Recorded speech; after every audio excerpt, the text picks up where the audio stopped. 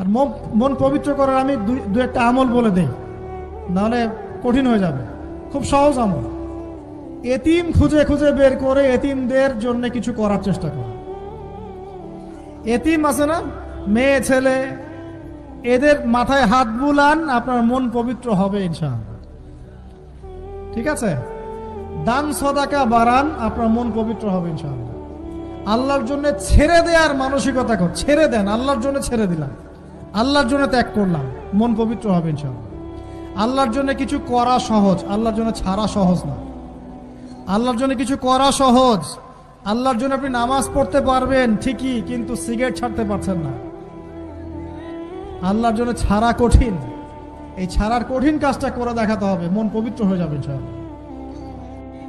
আর তাহাজ্জুদ, এই আমলটা খুব ইম্পর্টেন্ট। তাহাজ্জুদের যাদের অভ্যাস আছে, এই সময়টা নীরবে নিভৃতে আল্লাহর সাথে কথাবার্তা বলবেন, মন পবিত্র হবে ইনশাআল্লাহ। আর দুনিয়াতে উচ্চাভিলাষী হবেন না, যতটুকু আল্লাহ পাক দিয়েছেন এতে সন্তুষ্ট থাকেন। আমার 2 তলা বাড়ি আছে ভাই, আমার কিন্তু নাই, বলছি আর কি। মনে করেন আমার 2 তলা বাড়ি আছে, আপনি এতে সন্তুষ্ট থাকেন। আপনার একজন স্ত্রী আছে, সন্তুষ্ট থাকেন। আপনার একটা সুন্দর ব্যবসা আছে, সন্তুষ্ট থাকেন। আপনার 1 বিঘা জমি আছে, সন্তুষ্ট থাকেন। আল্লাহ যা দিয়েছেন এতে সন্তুষ্ট থাকেন, আল্লাহ আরো বাড়াই দিবেন ইনশাআল্লাহ। অসন্তুষ্ট থাকলে আপনার মনটা অস্থির হয়ে থাকবে, কিভাবে আরো বাড়াবো আরো বাড়াবো। দুনিয়ার নেশা যাকে পেয়ে বসবে তার মন কঠিন হয়ে যাবে। দুনিয়ার নেশা যাকে পেয়ে বসবে তার মন কঠিন হয়ে যাবে। আর যার মন কঠিন হয়ে যাবে তার মনের মধ্যে মৃত্যুর ভয় আসে না। আর যার মনে মৌতের ভয় আসে না, তার মনে আল্লাহর নূরও আসে না। আল্লাহর নূর যার কলবে আসে না, তার অন্তরে তাজকিয়া আসে না।